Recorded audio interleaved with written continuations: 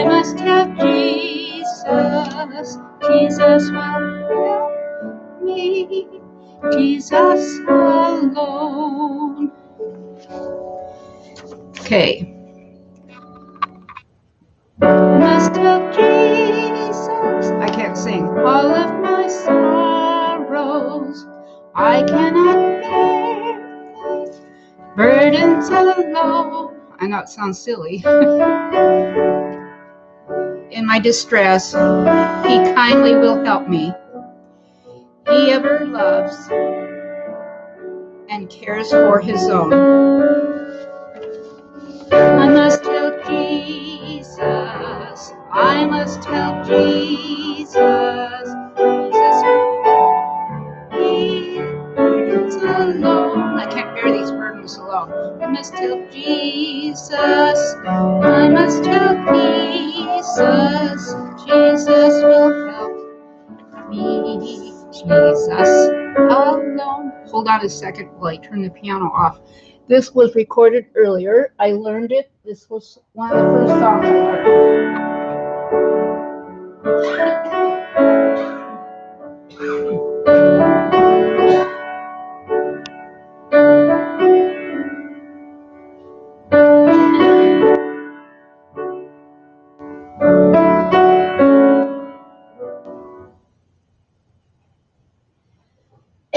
I I have a recording strip on my piano, so I can record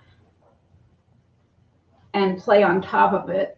Is my piano's a Boston Steinway. It's almost 6 foot, so it's not a baby grand, it's a full grand. My husband got me this piano. I've always wanted to learn how to play the piano since I was a little girl, but my parents told me I was too stupid to learn, and besides, they never had any money. Let me adjust this and I'll get on with the story.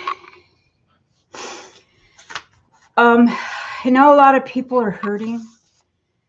COVID. There's a lot of people dying. A lot of people afraid. A lot of people alone. A lot of people scared. I'm scared. I have horrible autoimmune stuff. If I get the COVID, I probably will die. But because I'm allergic, because I have mast cell disease, I'm allergic to everything. I had anaphylactic shock to some iron infusion, and then I'm allergic to mint, green beans, apples, just about everything. And the list is growing longer every day. So I'm scared. And I know a lot of you are shut in your apartment. You think that I have a lovely home. I do. But my heart is breaking. My burdens are heavy. My pain is just too much. I had a spinal surgery 5 months ago, and I was encouraged that this was going to be the answer. It was a simple surgery. It wasn't one of those full-on hardware 5-hour surgeries. This was an hour and a half, 2-hour surgery where they put in a fixation device in my back because my back, the spine is just falling apart and it's going forward, and I have a lot of bulging disc, numb legs, muscle weakness, and pain. So I look forward to having that surgery. I checked in January, a year before that, and they canceled the surgery right before I was being sent to the operating room. I was prepped and ready to go. And I kept asking, what is my hemoglobin? And the nurse kept saying, it's okay. Don't worry about it. I says, no, I worry about it because I battle anemia. Well, she got kind of perturbed and she says, okay, I'll check it. So she opened up my chart. She's tapping away and she looks at me. She goes, "Just a minute." I told my husband, "Oh dear, something's wrong." Well, she came back in the room a half hour later. She says, "Your surgery's canceled." I says, "Why?" She says, "Your hemoglobin is 8." And then the doctor came in 2 hours later. He says, we would have done surgery on you, you would have died, because hemoglobin of 8 is about 12 to 13 is my normal. So figure that much. And you usually get 2 or 3 blood transfusions. I've had over 50, 60 blood transfusions. I lost count after 10. When I had an arteriovenous malformation, you're born with those. And mine kept bursting and leaking and bursting and leaking, and they couldn't find it. And I spent 2.5 years getting poked and prodded and crying and begging and pleading with God to let me die, because I couldn't handle it anymore. But I have a wonderful husband. And I want to share the story of that song that just played. I know I don't sing very well. I have Hashimoto's hypothyroid. So it's taken my vocal cords away. I used to have a nice voice. I took voice lessons from Steve Pearson. He was like an 80, 90-year-old man there in Loma Linda. He was Betty Grable's voice teacher. And he said, "Cheryl, you have potential." He told me when I was 14. So I paid for and took my own voice lessons when I was 15 and a half. But he had me stand at the piano next to him, and I had to wear this thick belt and put my hands in the back of my belt and sing "Meo, meo, meo, meo, me, meo, meo, meo, me." And I hated that. And I says, "When do I get to sing?" He says, "No, you need to learn these scales, and you need your breathing. You have to breathe from down here. You sing from below, sing from your stomach, and you need to learn how to use those muscles." Of course, being 14, 15, I was discouraged. And then I had a serious car accident. I wanted to die. I rolled my car 3 times off the cliff, going 80 miles an hour. You'll see pictures of that in my book, On My Way Home. I'm writing a book, and this is part of my story on my way home, of how God has been there every inch of my way, not every step, but every inch. And my Aunt Denise, she's LDS. She lives in St. George. She's been most supportive. It's my mom's little sister. Our mothers were cold and uncaring. I don't know what happened. You'll need to get your tissue ready, because I'm going to cry when I tell you this. Anyway, Denise sent me a picture of Jesus. It's packed up in my building somewhere. I'm still unpacking 6 years later, because my bicep muscles tore and my rotators tore. I was recently diagnosed with Ehlers Danlos Syndrome, EDS. It's a genetic disease and mast cell disease. And I had a lot of dental work because I had a head-on collision. My teeth cracked. And then the post that they put in hit a nerve and it became infected, so it had to come out. So I'm in the process of having more dental work. And I'm thinking, well, if I'm going to die, why spend that? Because we have to pay out of pocket. So anyway, back to the story about I Must Tell Jesus, the song.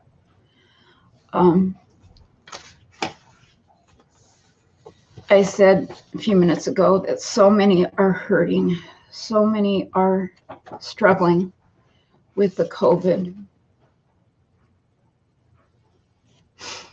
And one of my favorite songs when I first became a Christian was the Cares Chorus by the Praise Hymns. I don't know if you remember that back in the 70s.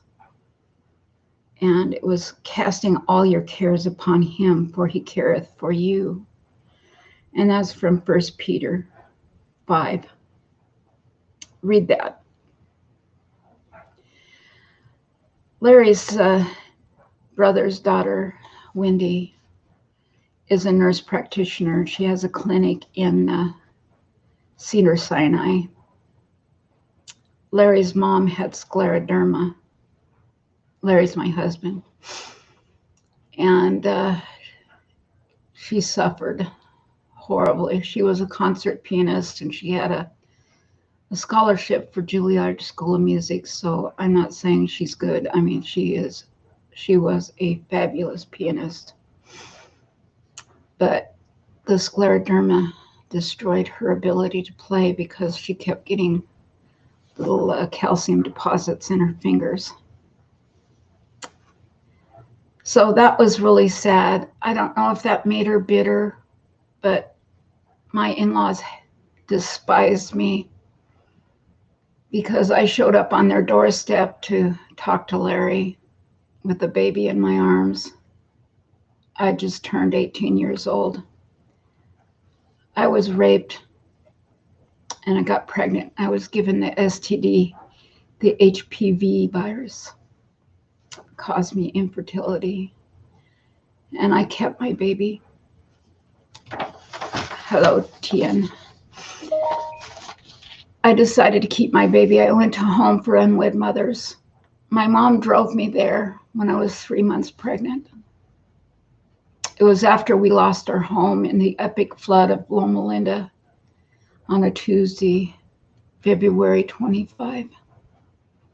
I walked home and my street was packed with 2 feet of sand and half my house was missing. My mom told me God was mad at the whole family because I had a poster on my wall that said groovy. It was a flower, a whimsical flower, and I had the word groovy on it. And she said, the flood, we lost everything because of you, Cheryl. Now, my parents had a history of blaming me for all their problems, all their failures. I don't know why they did that. But my dad left I call him Bob. Bob left my mom when she told him she was pregnant. So my mom had me alone there in Los Angeles. I was born in Torrance, California, January 14, 1952.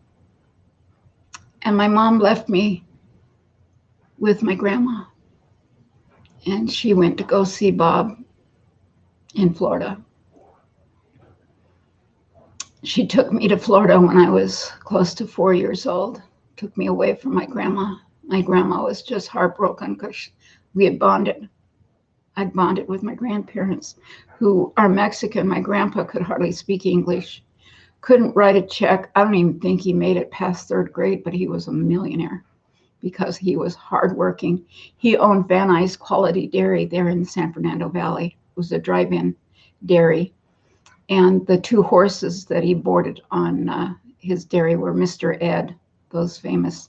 And my grandma was friends with Bob Burrows, the music producer there in the valley above San Fernando. I forget the name, the pass. Anyway, my grandmother was beautiful. She was Miss Hollywood.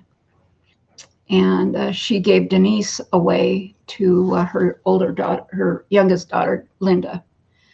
So there's a family history of being cold and uncaring.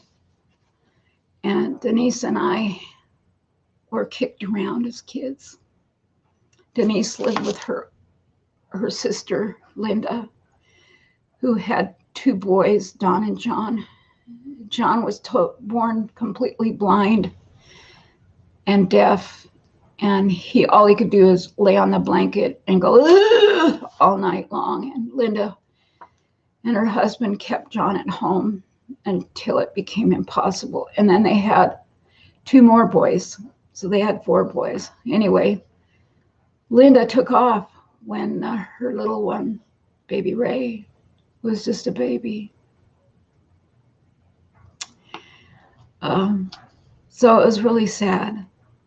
The family history goes deep. So you can guess that my mom was very, very uncaring. She didn't love me. I don't remember my mom when I was younger. I don't remember her saying she loved me or she cared about me. I don't remember any of that. I certainly know that Bob never said he loved me because he didn't.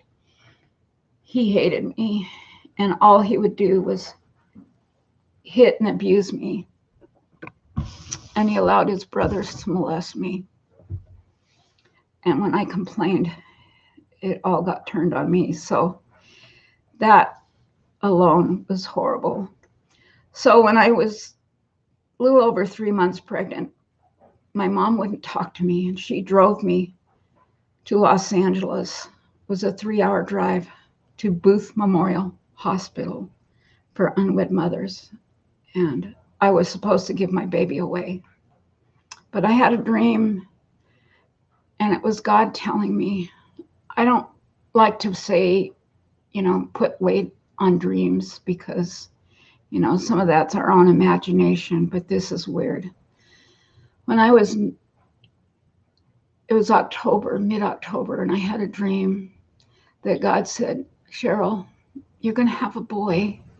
Name him Timothy, servant of God. And I want you to keep your baby.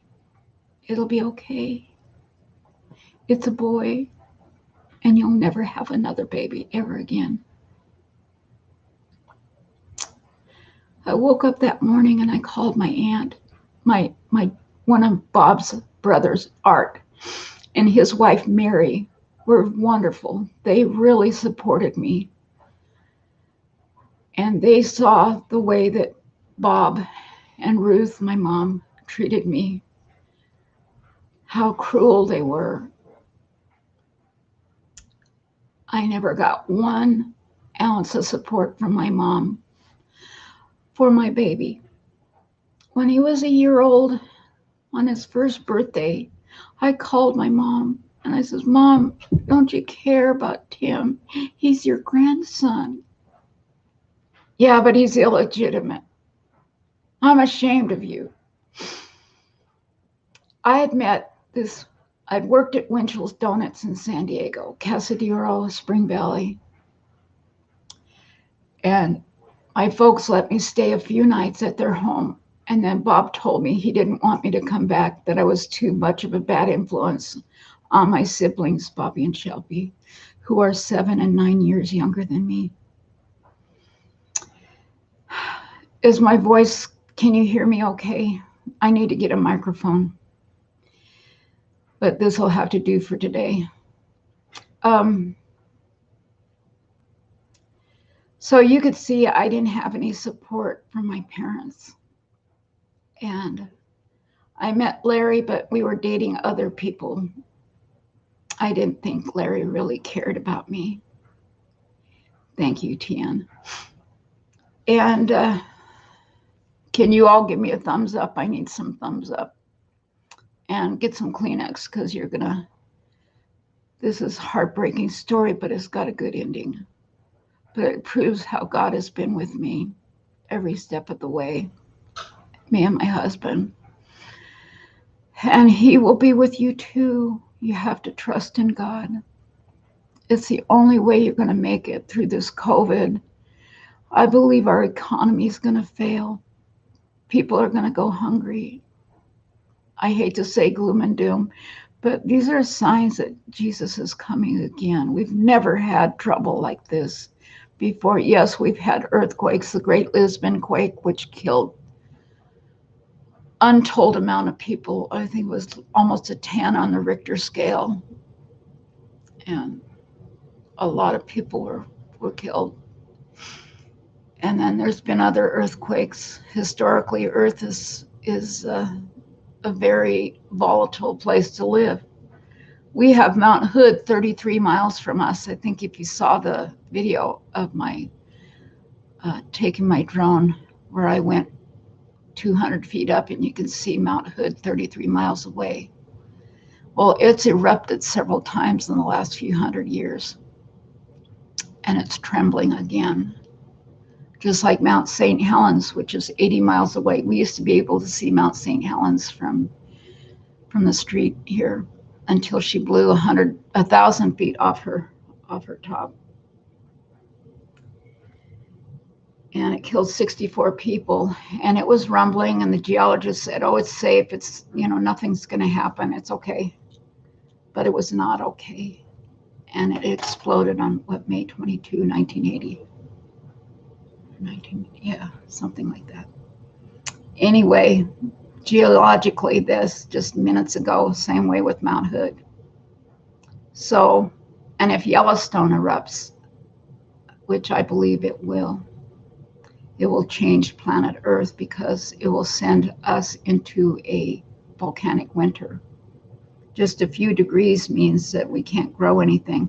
If you look back in the 1600s, the Baltic Sea froze quite a ways out, and they built buildings on the sea itself, the frozen sea, and they had frost fairs. The Thames River froze completely and stayed frozen. I think this was during a solar minimum, a grand solar minimum. And we're heading into a grand solar minimum now. If you look up ADAPT 2030, he will prove to you that there's no such thing as global warming. And we're going into a grand solar minimum that is patterning after the Maunder minimum. So we're going to have a mini ice age by 2030. That's what they're saying. Who knows? Only God knows. God's in control. So Larry and I married it'll be 49 years in March 25. We married we eloped in 1973 because Larry's folks made it clear to Larry that they would never accept me, and if he married me, there was going to be hell to pay. So we never told him about our relationship. We had to keep it hidden. And when his folks found out, it was after the fact. They begged Larry to get it annulled. Begged him and begged him and begged him. So we didn't have support from Larry's parents. They weren't wealthy, but they weren't poor. I would say they were well off, but they had a beautiful home. They were very educated, and all of Larry's family are educators, doctors and professors and principals, high school principals and counselors, and that's what Larry's folks were. So they traveled around the world. And but they made it clear. Larry's mom invited us over for Sunday dinner after we were married a couple of months, and Alice invited me out to sit on the veranda, which overlooks beautiful, all of downtown, and they had a beautiful home there in the side of Mount Helix, where all the wealthy people live. And so I was so excited. She gave me a glass of tea, and she was barbecuing something, and she says, oh, I really want to have a heart with you. And I was, oh my goodness, she's going to accept me. This is awesome. What she said just tore my heart. She told me that my son, Tim, who was 4 years old, was not to look at them as grandparents because he was not their blood. Therefore, he was not their grandchild. So he couldn't call them grandma and grandpa. My own parents saw that were in competition with me, which is weird, saw that I had a boy. So my mom says, well, I can have a boy. And she was pregnant the same time I was pregnant, and I was living in the home for unwed mothers. And the plan was for me to give my baby up and then come take care of my brother, take care of the baby. And because I was going to keep the baby, my parents totally abandoned me. I had no contact with them the whole time I was pregnant. From when my mom drove me to the home front of my brothers in East LA, it's not there anymore. But we drove up to the front, and I walked in, and we both walked in, and she talked to the nuns, and she went in a little office to sign me in. And then the nun took me to my room, which was upstairs overlooking the courtyard. And I had a half a bag of clothing because this was after the flood in Loma Linda in 1969. And we really didn't have any clothing. I had a pair of shoes and a pair of underwear, and that was about it. That was me moving the camera. So I was excited to show my mom the room, and I wanted to kiss her. I wanted her to hug me goodbye. And I wanted her to see my room. I wanted her to say, "It's going to be okay, Cheryl. I was raped." How could she do that? I didn't ask to get pregnant. My parents pushed me out of the home, told me I couldn't live at home. And I stayed at this dance hall where Alice Cooper was. I'm going to get a hold of Alice Cooper, and I'm going to have him have a few words in my book called On My Way Home. Maybe I can even get him to come on and talk to me. But I was afraid of him because they were doing drugs, and I wasn't into rock music. I was not a bad girl. I was just lost. And this guy who has a history, he's spent most of his life in prison because of his raping and drugging women. And I was one of his first victims, and I got pregnant. I did not want to have sex with that guy. I remember but I felt I had to. And he gave me some drugs. I don't remember much, just that I felt so violated. So you can see I don't have parents that cared, never had parents that cared about me. But I had my faith. I had Jesus. So I was always talking to Jesus. I was always left alone, abandoned. My mom moved away, went to school, to college, 110 miles away. She stayed with another student whose husband was in Vietnam. This was in 1964, 65.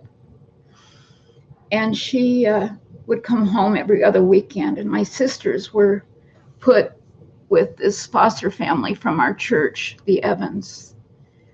And they kept my sisters and took care of them. And my mom would come home on weekends or every other weekend.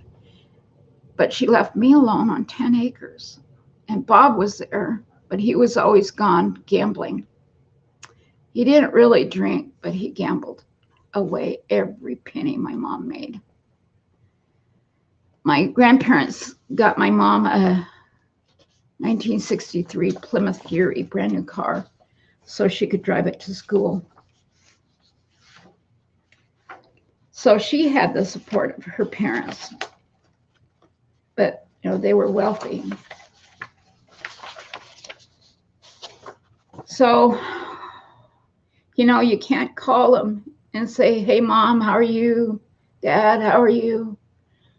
I never had that kind of relationship with them. My Uncle Art and his wife, Mary, were my only supportive parents. They helped me. They encouraged me. They'd sign me out of the Booth Memorial Hospital for a few hours. And one time Bob found out I was at their house. Bob came over and he says, "Where's the BI? I'm going to kick that bastard child out of her belly." He was going to kill that baby. He was so angry about me having an illegitimate. It was just crazy.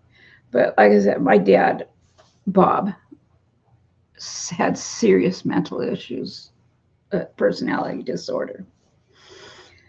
So I really didn't have anybody. And I had infertility. 20 years of infertility surgeries. 20 years of crying every 28, 30 days when I'd start my period. I knew I didn't get pregnant this time. We took cruises, vacations, romantic stuff, hoping to get me pregnant, but that never happened. And my mom told me, the reason God made you infertile was because you were such a whore and you had an illegitimate baby. What my mom didn't know was my siblings, one sibling was at UC Davis getting her veterinarian degree. She's got 2 PhDs. And my other sister is a psychologist.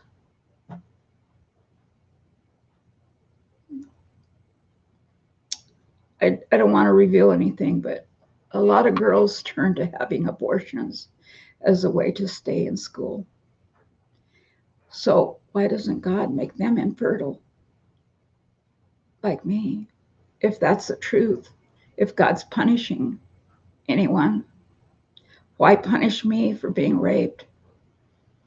And they can have abortions and God won't punish them. But, my mom's religion was crazy, downright crazy. And in my story on my way home, I've been blogging on my YouTube channel about many other things that happened and how God has kept me safe, kept me alive. The stories are downright crazy and unbelievable, like the cat that alerted me to a serial rapist. Just horrible things, but they're true. I believe Satan has harassed me because of Bob putting a curse on me. He cursed me. And then I was abused. I was sexually molested again and again and again, and raped and kidnapped by several different men. And I asked my counselor, Kathy Rodriguez, she wrote the book, Surviving the Secret. And it was during an AMAC, Adults Molested as Children AMAC group. There were about 5 or 6 of us, and we were talking about the fact that we've all been molested, raped, not once, not twice, but 5, 6, 7, 8, 9, 10, 20 times.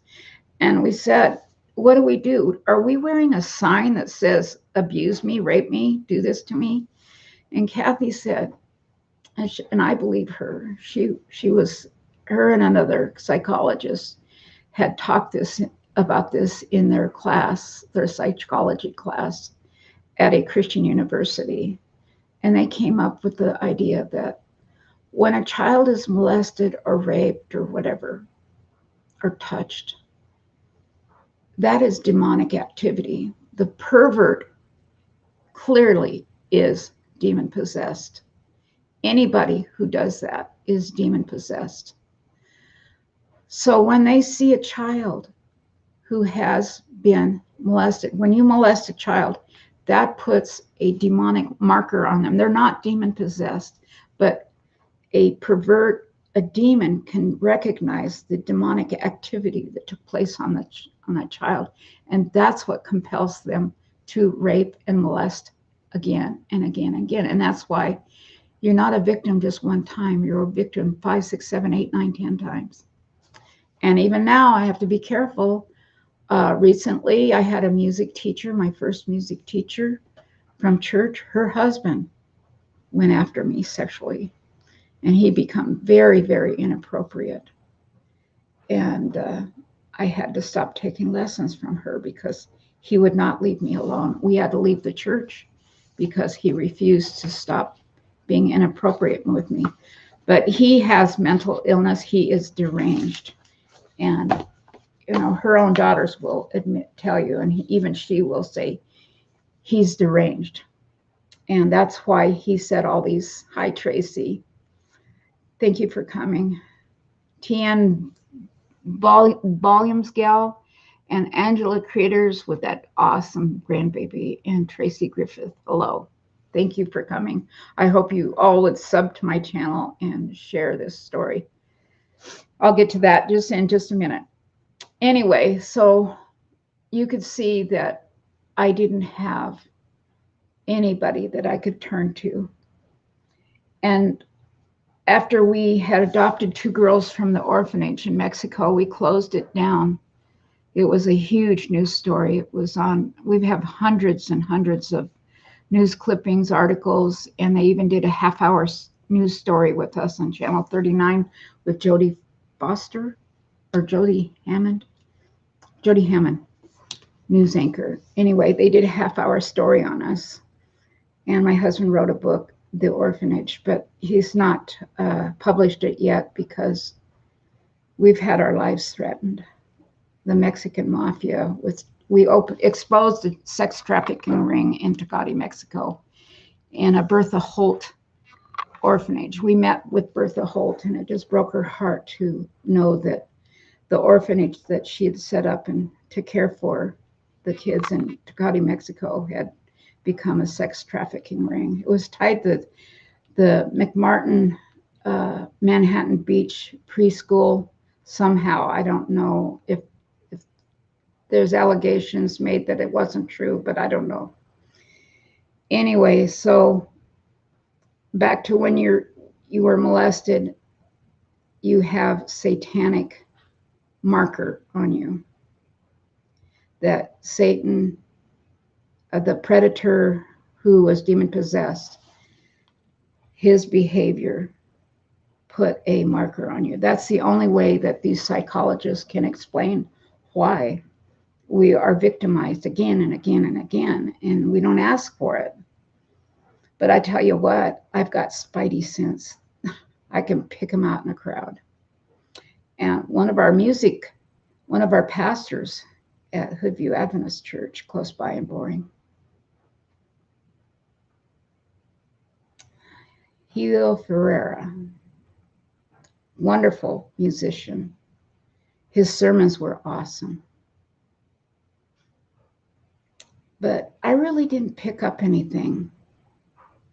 But it didn't make sense that he wouldn't come over and look at my new piano and give me lessons. He said he would charge $95 per lesson.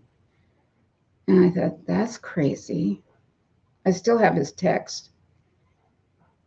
Anyway, he was from Brazil. And his wife, they were Brazilians, so I think his wife was African American. Very cold, ice cold. He was as friendly as all can be, and she was as ice on the other end of the spectrum. She wouldn't say hi to you. She had to. So there was some weird dynamics, but his sermons were just passionate, and everybody loved his sermons. Well, he left Oregon, took off to Georgia, and he pastored a church in Georgia. He's been raping. 3 DNA cases proved. There's DNA tied to 3 different cases. There's 18 indictments on him. He's here in Oregon waiting for his trial. I don't know.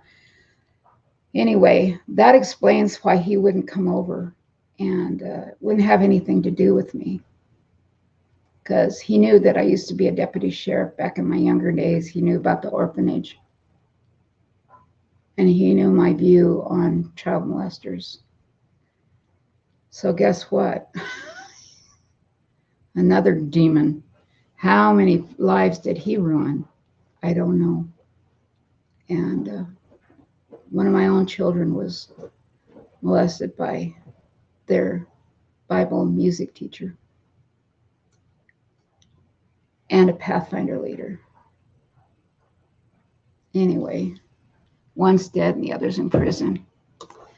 So back to my story about we left Oregon, or we left Ramona, California, and we moved up to Oregon. We drove in, we arrived Christmas Eve, 1984. It was foggy and raining, and I said, oh, I love it. We moved into this, we traded houses. They bought our house in San Diego, Country Estates, which was a private community with security and equestrian trails. It was very nice, wealthy, upper-end homes on acreage. And it had championship golf courses And the people that bought our house, she was a uh, uh, professional golfer. And her mom attended the same faith we did. And she lived down there. Anyway, we traded houses straight across. The equities were penny for penny. So we moved into this big old house. It was like 25 years old and in much need. The house smelled like cat pee. And they bought our house, which was a beautiful home there in San Diego Estates. But we were able to get away from the area and the notoriety of the orphanage with our two daughters. We had Deanna was 5 and Maria was 10, and my son Tim was 11. They were 9 months. Tim's 9 months older than Maria. Sorry if I make slurping sounds. Anyway, so we settled in. We had our newly adopted kids, and we had a 5-bedroom house with 3 fireplaces, and it snowed. We had 2 feet of snow in February, and we were getting settled down into our home. And I got a job at the hospital working in the cafeteria, and I worked my way up immediately. I was made cafeteria manager, and I only wanted to work 2 days a week, but I was working 5 and 6 days a week. And here I had my brother lived with us most of the time. So I had 4 kids, 3 teenagers and 1 5-year-old. And on my plate was heavy. My burdens were heavy, heavy, heavy. And I kept a clean house, immaculately clean house, made dinner. And it was just a lot of work on my part. Hello, Elizabeth. Thank you for showing up. And so we settled down and had the kids in Christian school. So I had to work because each bill, it was like $3,000 to $4,000 a month is what we were paying, maybe even more. So, we've always been faithful tithe players and payers, returner. We return tithes and offering. I'm not bragging. I'm just saying we feel that's our heart's conviction to do that. And then keeping the kids in private school. Hello, Ocean Wave. Thank you for coming. And so we were attending. We found a church that we really enjoyed, and it was Pleasant Valley. It was a brand new church. They were just building it. We helped paint and put wires. Larry put wires, and then Larry said he would help with the sound system and save them $30,000 or $40,000 or $20,000. I don't know, a lot of money. And putting in his sound system. Larry's got a degree in biomedical electronics and electronics engineering. He's got a PhD. He's really smart. He's been with Motorola forever, since 1974. So I hated working in the cafeteria. I had to wear a hairnet. I looked ugly. I smelled ugly. But hey, you're all moderators. Isn't that cool? If you see any funny business, get them off, because no doubt perverts will show up in here and make trouble.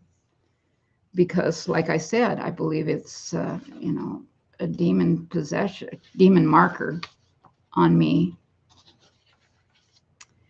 I don't know. It sounds kind of crazy, but it sure helps explain it. So I'm gonna need some Kleenex. Larry was 35, 1985, maybe in his mid-30s. It was 1985 in May. And I met a few doctors. Dr. Mike McDonald, he's the ear, nose, and throat doctor.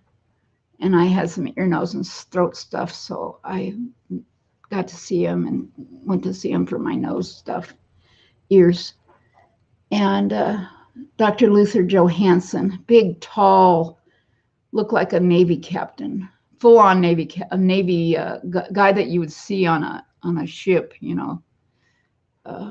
Wonderful Christian man. And Dr. McDonald he was about 5'3" or 5'4", if that tall. Wonderful Christian man. And I got to meet them. And I was always talking to them because they'd come into the cafeteria and get lunch. And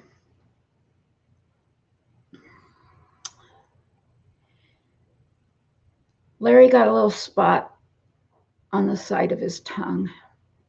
And Dr. Johansson was on vacation, and he left his patients in care of another doctor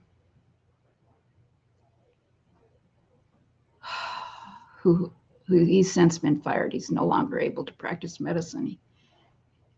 He's a bad doctor, and we should have sued him. Anyway, Larry went to see him because there was a little, you know, those little things on your tongue.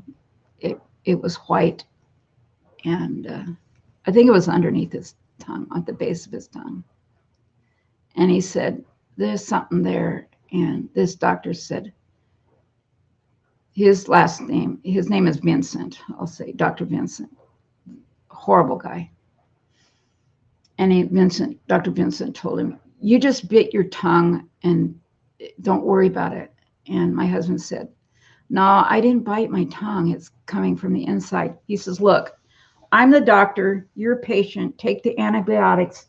Don't worry. You don't smoke. You don't drink. You know, you don't have any of the risk factors.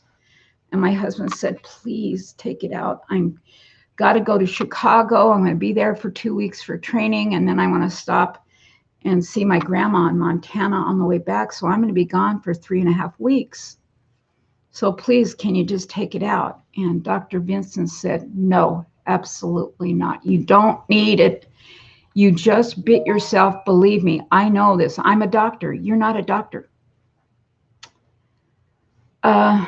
So Larry went to Chicago, and then he stopped at his grandma's. And every time I talked to Larry on the phone, his speech was getting weird. And he says, yeah, that thing's growing. It's about the size of a grape.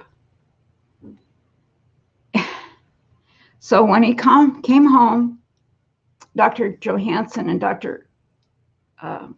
Mike McDonald had already been told that Larry had a thing on his tongue. And Dr. Johansson said, I want Larry in my office Monday morning, the day he gets home. So Larry went to Dr. Johansson, and he says, well, I want Dr. McDonald to do a biopsy on it. So it was Memorial Day weekend. In, what is it, May? Is that Memorial Day weekend? Larry had or Elizabeth, oral cancer is horrible, isn't it? So it was terrifying because Larry's uncle, Norton, was a professor up at OHSU. And he said, Cheryl, this has got to be taken care of. Tongue cancer is deadly. There's only a 5% chance he'll live if they have to remove his jaw, the arm muscles. He says, this is bad. So let's pray it's not oral cancer. And Dr. Johansson said, you know, I don't think it is, but let's just be sure and take it out. We'll do a quick frozen. It was Friday, the end of April, beginning of May, Memorial Weekend. I don't know if that's the 31st. When is Memorial Weekend? Is that the end of May? Labor Day's in September. That's my brother's birthday. But anyway, so Larry, that month, Reader's Digest came out with an article about Sean, 15-year-old Sean. Do you remember that? Elizabeth, do you remember that magazine, Reader's Digest, that had the article about 15-year-old Sean who had oral tongue cancer, and he died of tongue cancer after a lot of struggles. And so I read that magazine and I went, oh my God, no, Larry can't have cancer. No way. But he doesn't drink or smoke or chew, or he doesn't touch tobacco. He doesn't even cuss. But remember, I had the HPV virus. And that causes cancer of the mucous membranes in the tongue, the eyeballs. From your lips to your anus is mucous membranes, your nose, your eyes. So HPV virus causes those kind of cancers, and it is exploding. Oral cancer is an epidemic because of the HPV virus. So I blame myself. It's my fault. And then I had a boyfriend, Danny. He died at 45 years old of brain cancer, and that's part of the HPV virus.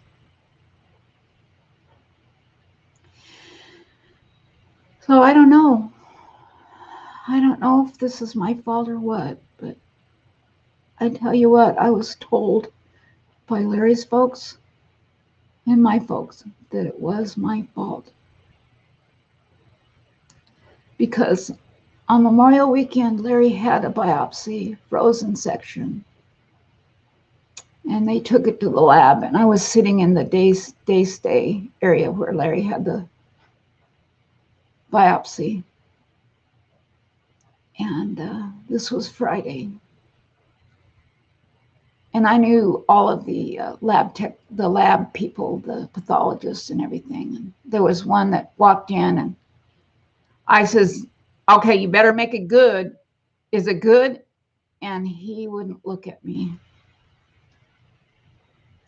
Or he wouldn't answer me or look at me. And I knew something was wrong. Short time later, Dr. McDonald came out into the waiting area, and he asked everybody to leave. And he held my hand.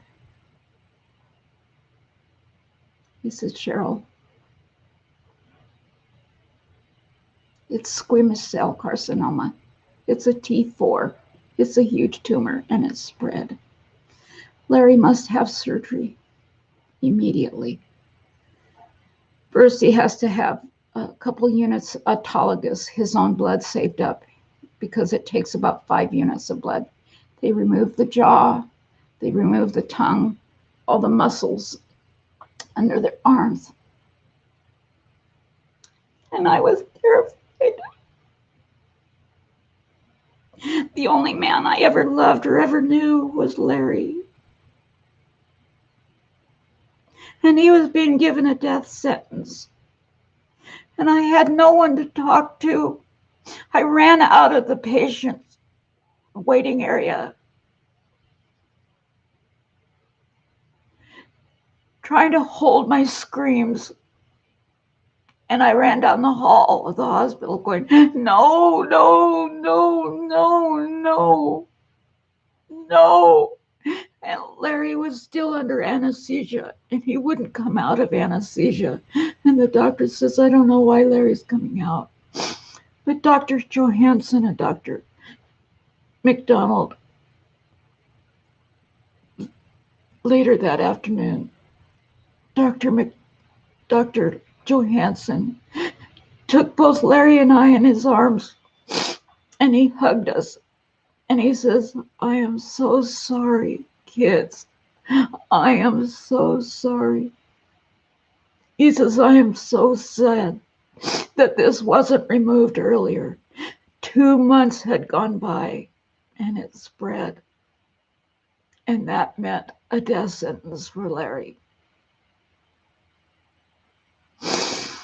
I didn't have anybody to talk to because we just moved here from Ramona to Oregon. And I had to work every other weekend, so I really didn't have any friends. Just the people at the hospital and our two newly adopted girls who also lost their parents. Maria's mom died when she was 3, and her dad died in her arms when she was 7 of a drug overdose. So they abandoned her in an orphanage. And I felt sorry for her, and I brought her home. And Deanna, she had 29, 39, 59 brothers and sisters. But we were able to take her because her mom dropped her off and abandoned her in an orphanage in Tijuana, Casa de Cuna.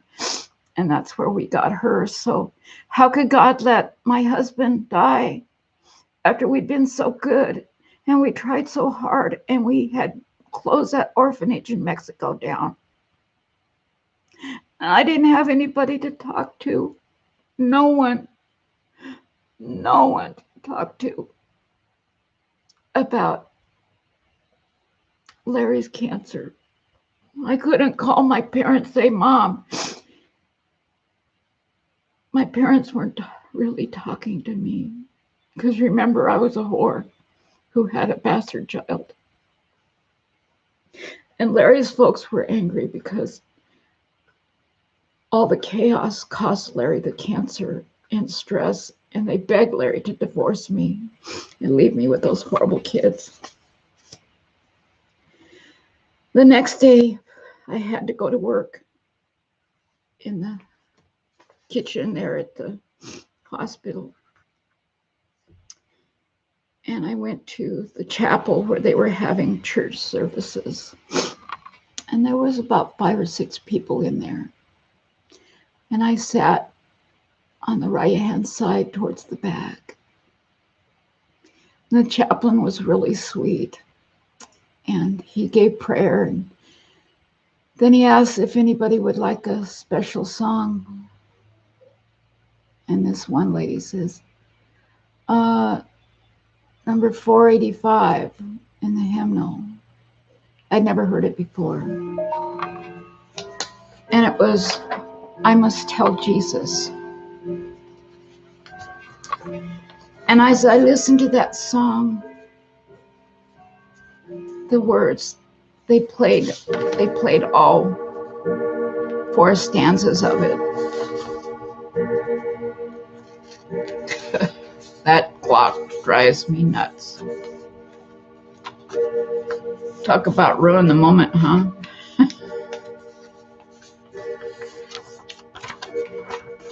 But I sat there on the pew listening to the song. I must tell Jesus all of my trials. I cannot bear these burdens alone. In my distress, he kindly helps me. He ever loves and cares for his own. I must tell Jesus, I must tell Jesus, I cannot bear my burdens alone. I must tell Jesus, I must tell Jesus, Jesus will help me. Jesus alone. That's all I had was Jesus. Because Larry couldn't talk with his mouth, his tongue packed with what looked like big tampons. And he became depressed, and he was, the only way he could do is turn inward. He didn't have his parents to talk to either. And Larry told Dr. McDonald, I don't want to be disfigured. Larry was a very handsome man. I used to have to fight off all those horny women who were after him. And Larry had a pretty good income. He's a money hoarder. And he's always, even in spite of our sending our kids to Christian school, we've remained debt-free and pay off everything. Except for the motorhome. More on that later. I'm going to call that the murder home.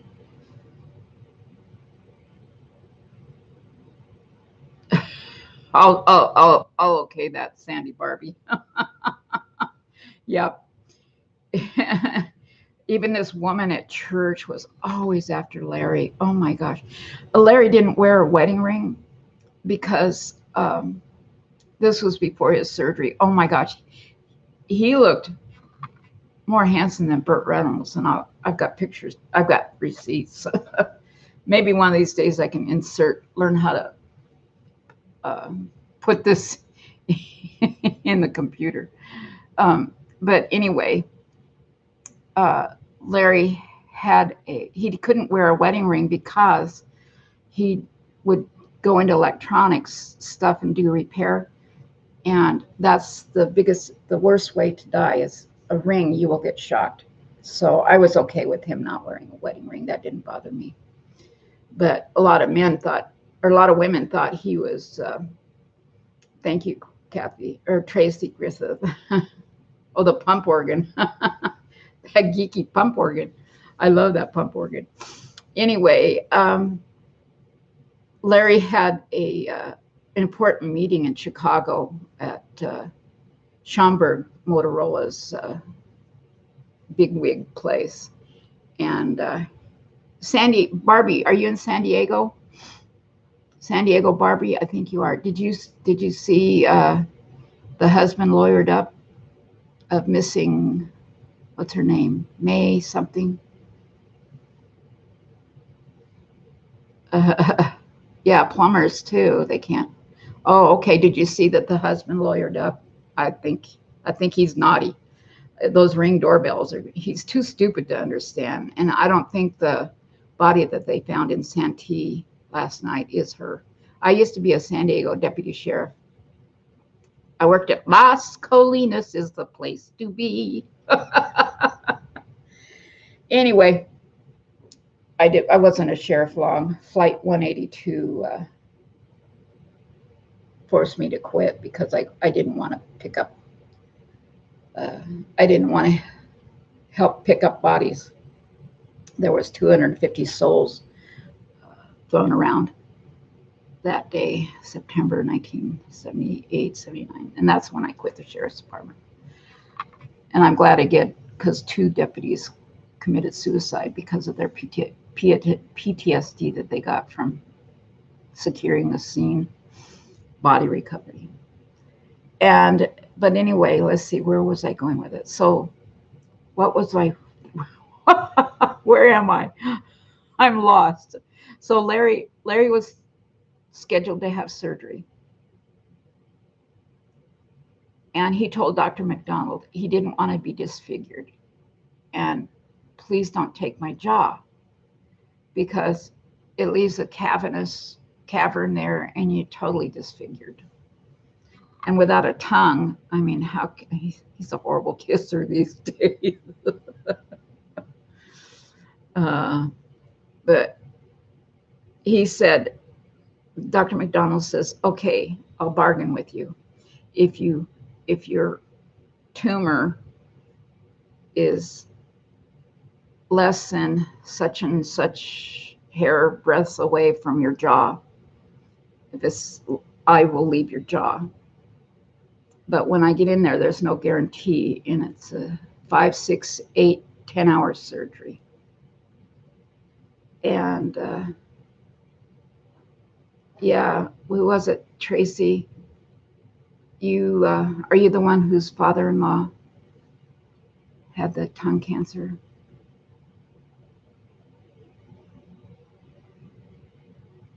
So anyway,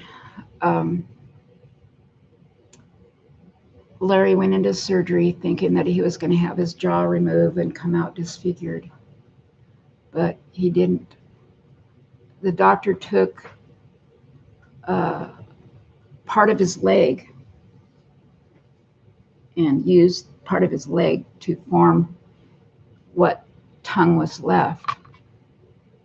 And he looked like nothing had ever gone wrong.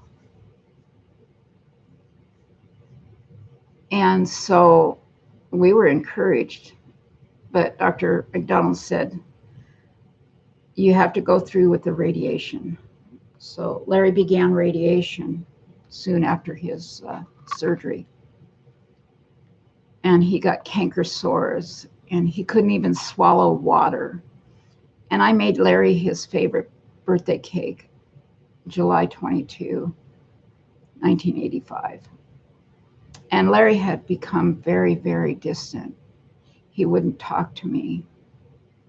And he would stay down in his room. He had his own man cave. And he wouldn't talk to me for weeks at a time. But I knew he was struggling. Our kids suffered. Maria ran away. She started drinking. Pray for Maria. I think she's in prison. She's had so many DUIs, so much trouble. She left her family. She left her husband and her kids who were in grade school. But I don't know, when she left home when she was 18, she turned her back on us. We've had very little contact with her. So that's been hard. Yeah, that would be fun, Tracy. Where are you? Do you live in Oregon? Boring. I'm over the edge of boring. I got to take a drink. I got to wrap this up. We're over an hour. My goodness. Anyway. Oh, I was telling about Larry when he had to go to Chicago, and he needed a suit. And like I said, we're penny pinchers. And I went to envious, and I found a beautiful kind of a salmon, dark salmon brown, rusty brown pinwheel 3-piece suit, but the back was torn. Seam had come apart, and on the edges of the arms and the back. And they were selling it for $3.95. This was 1974, 75. I thought, I'm a seamstress. I could fix it. So I got it for about $3. And Larry fixed it. I fixed it for Larry. And Larry always flew first class whenever he went to Schaumburg, because Motorola likes to make some of their engineers. Larry was one of their top. He got an award for being their top systems engineer worldwide. And Motorola was not a career, it was his lifestyle. Hello, Max. Say hi to everybody. So anyway, Larry got on that plane. He always flew United Airlines. And because he had so many flying, you can use your tickets to upgrade to first class. He would never pay a nickel more than business class. So anyway, he was sitting there, and one of the stewardess came up to him and said, hi. And she says, don't. She says, I'd like to give you a bottle of champagne, because I see you on this flight all the time. And she handed him the bottle of champagne, and she says, I'm staying at the Marriott. Where are you staying? He says, yeah, and I'm staying at the Marriott, but when I check in, I'm going to call my wife and my son. But thank you for the offer. He was always getting proposals, but he kept that price tag, that $3.95 price tag, sewn in that pocket. But man, he looked handsome. Oh my gosh, he was so handsome back then. I really did. I had to fight him, and I wasn't too bad looking either. I was thin and in shape, and when I graduated academy, I had a 28-inch waist. Max, I'm going to have to let Max out. He's freaking out. He rings the bells. We have little bells hanging on each door, and if I don't let him out, he'll spray. Well, he's only done that once or twice in the 5 years. So, but he gets, hear the bell? Max? I'll show you Max. My house is a mess because my spinal fusion surgery went bad because of my Ehlers Danlos. See, he's ringing the bell. Hold on a second. I'll be right back. Anyway, so I've had to fight the women off of Larry all the time. And after his surgery, it changed him. The radiation changed his skin. When he came back from his first radiation consult, he always wanted to go by himself. He didn't want me to go. He's a very private person. So he came back, and he had a tattoo here, here, here, here, and here. Little pinpoint tattoos, just like somebody took a lead pencil and made a mark. Those are permanent. And then they made a mask. They made this mesh mask for him that he would wear while he was being radiated, and they would line up the pinpoint so he could get the radiation. And it left off the front part of his mustache. That was not radiated, neither was his front. But his teeth, his jaws were radiated, and it's destroyed his teeth. That's been a horrible journey for him. But he's gotten dental implants, and with the hyperbaric chamber treatments, that's our hyperbaric machine right there. It's your down-home hyperbaric chamber. You can get a hyperbaric. They're under about $30,000. Anyway, it was cheaper. The doctor wrote a prescription, so it was cheaper to buy one than for him to go in every day for, let's see, I forget, several months. He had to go for several months because he had necrosis of the jawbone. But anyway, so that song, I Must Tell Jesus, carried me through those dark days. And let me tell you, there were some horrible dark days. But God was good. We found a good church. And I will tell you the story about what Larry did while he was having radiation. He turned his pain into something that was a blessing, the biggest blessing for the church, because he built their sound system and he put all the wiring in the Pleasant Valley Church there in Clackamas County here in Oregon. And look at Max. He's out there getting him some water.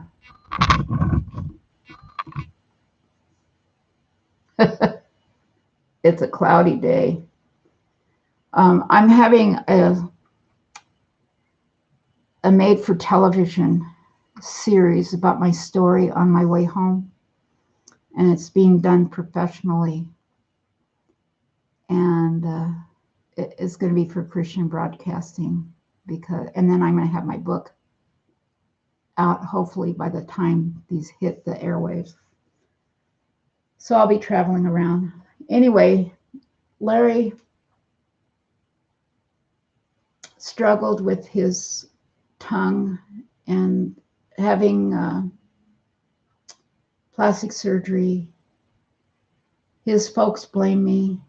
They came up here Christmas with the idea they were going to take Larry home with them and be done with me and those horrible kids.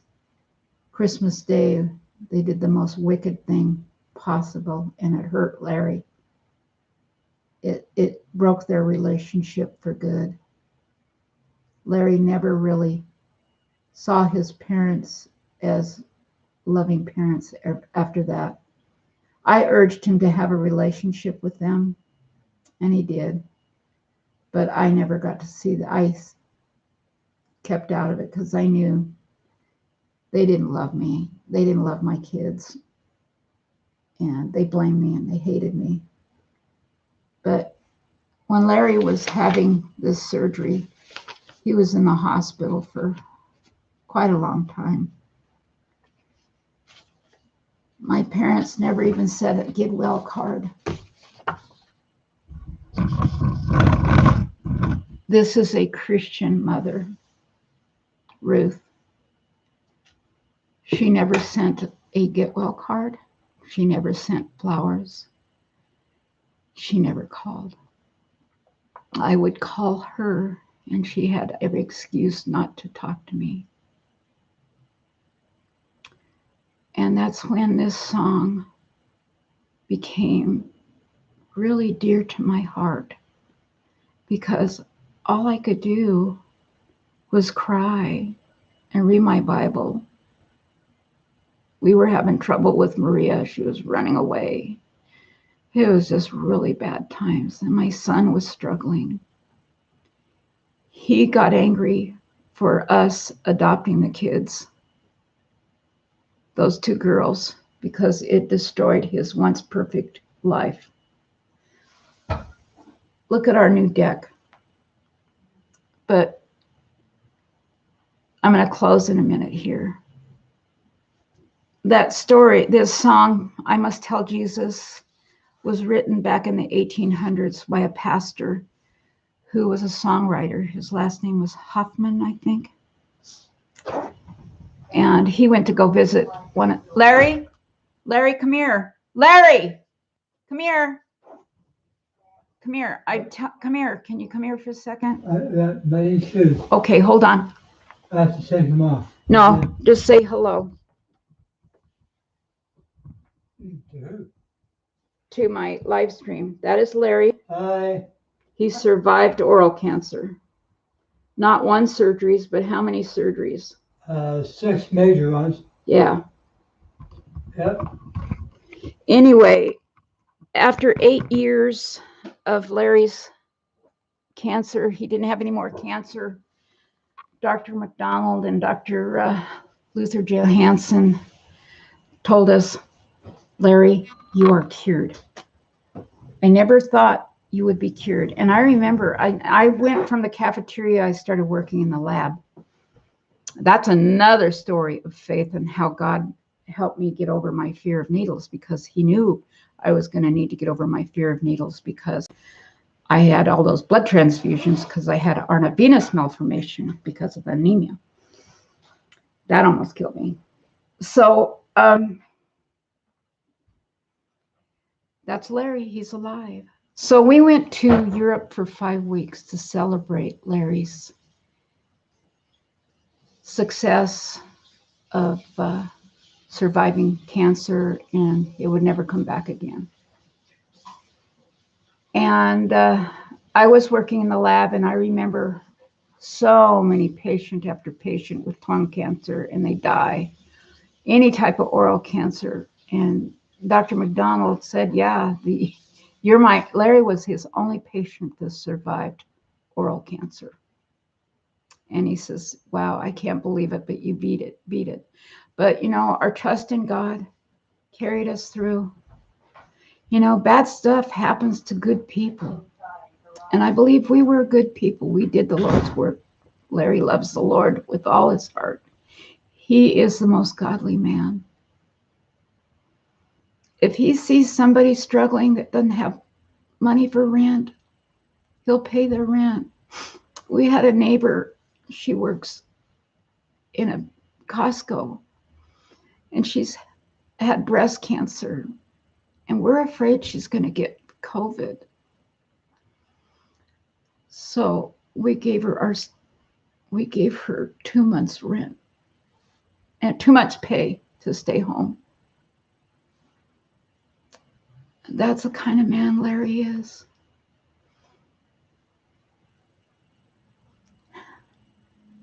So we went to Europe for 5 weeks. Celebrate Larry surviving cancer.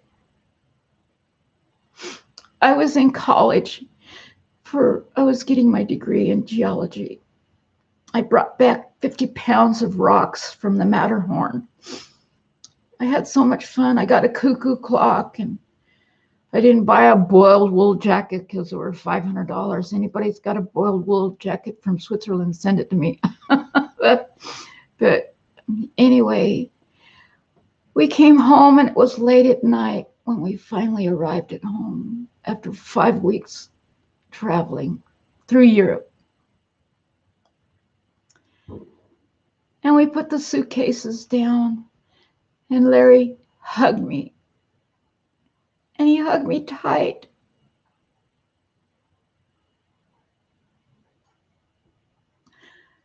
I thought, this is unusual. He says, we're home. But I got to tell you something.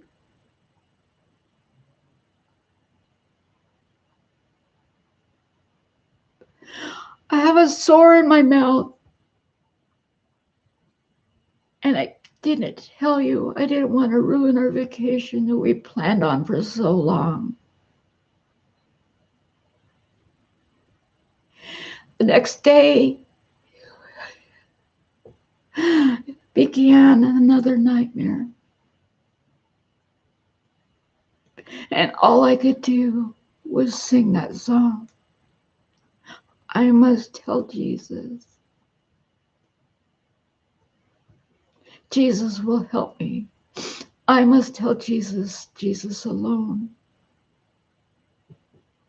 Well, as you can see, Larry is still alive. The last surgery he had was 6 years ago. Then he had open heart surgery after that.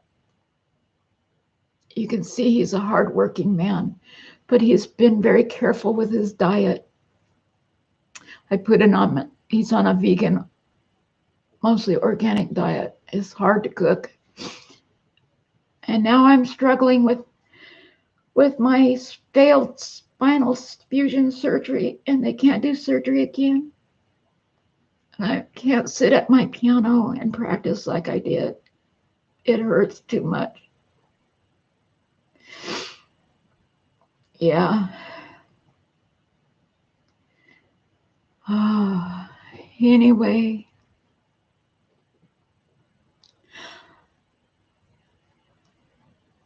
Now it's my turn to trust Jesus that he will carry me through. I had more x-rays and MRI that proved my spinal surgery went sideways. It's hard to sleep. The pain is horrendous. And I just go from day to day, one day at a time, asking Jesus, why me? But then I hear, why not me? Why not you? What's so special about you? There's people who are suffering and they're homeless. You see them riding around in wheelchairs. Why them? Young people having strokes, people dying of cancer, people dying of COVID. Now more than ever, you hear on the news all these people that are dying. Larry's niece, Wendy, has her own clinic by Cedars-Sinai, and she has an office nurse. She's a physician's assistant. Anyway, she got COVID. And her assistant, her nurse, got COVID. And her nanny got COVID. And her nurse's husband got COVID. He's 50 years old and he died last week. And Larry's niece, her mom, Linda, called Larry and she says, Wendy's very, very sick. The COVID has really destroyed her. She's lost so much weight. And now she has scleroderma, just like Larry's mom. And that is deadly. So, We got a lot of things going on in this world. So I'm not unique. Larry's not unique, and stuff happens. Our bodies are broken down. This is a broken, fallen world. And our bodies are full of diseases. Our food is poisoned, tainted. Wheat is, how they ripen wheat? They spray it with Roundup 2 weeks before harvest. And the Roundup is what's making us sick. Nomadic, yeah, Rack Pack. Hi, is it Tony? And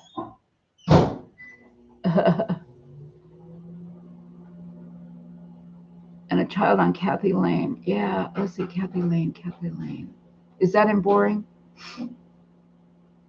I'll make you a ranch afterwards. Anyway, if you don't want to be a ranch, let me know. But I just want to make sure that nobody says anything inappropriate here, because anyway, I just want to encourage you to, if you're not a Christian, not a believer, that's okay, but turn to a higher power and trust in that higher power, whatever you want to call him, God, Allah, whatever. God knows his own name. You don't have to be formal with him. Does it matter whether you believe in God as God or Allah? I don't think it matters. A lot of people are raised, and it's their heart. God looks at their heart, not what religion they are. If you believe in the flying spaghetti monster. So anyway, I just want you to be encouraged to put your trust in your higher power. And that's why I must tell Jesus, because a lot of times nobody wants to hear our whining. Anyway, God bless you all. And thank you for coming here and share my story. On My Way Home story will be out. The book, I've got to finish. I got to write the book. It's all in here. It just has to go into Word. Larry's a good writer. He's an excellent writer because he's smart. I'm dumb. I failed high school. Anyway, but I got all A's in geology. But then I had on collision with a drunk, changed it all. But anyway,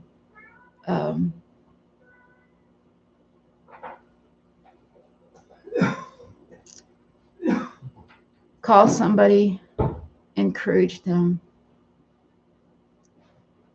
If there's somebody that you haven't talked to or you need to make peace with, call them. Thank you, Angela. And God bless you. Oh, Felix wants to say hi. Here, Felix. Buggy Boo. Where's Buggy Boo? There's Felix. Felix, the cat. The wonderful, wonderful cat. Da da da da da da da da da da da da da da da da da da. Anyway, thank you guys. Bless you. Thumbs up, please. I need thumbs up. I need thumbs up. I need thumbs up. Thumbs up. Thumbs up. Here. Felix will give you a thumbs up. Felix. Look at that little dot on his nose. He's a wonderful. He chose me down at the bottom of the hill on the highway below. Tony, where the feed store is on Highway 224. Anyway, that's where Felix followed me around in the store, and I had to take him home. Anyway, God bless you all. Bye. Thank you for coming.